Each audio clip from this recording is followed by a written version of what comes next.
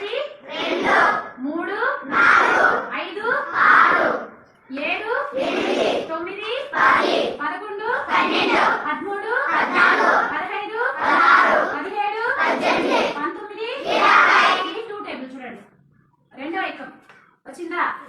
1 2 3 4 5 6 7 8 9 10 11 12 13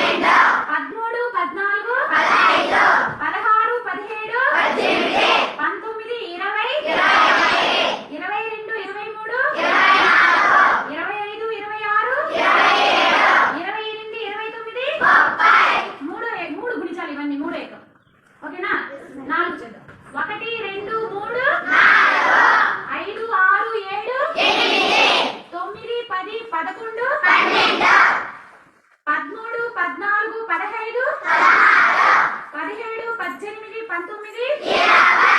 18 19 20 21 22 23 25 26 27 29 30 31 33 34 35 37 38 39 4 గుణిజాలు.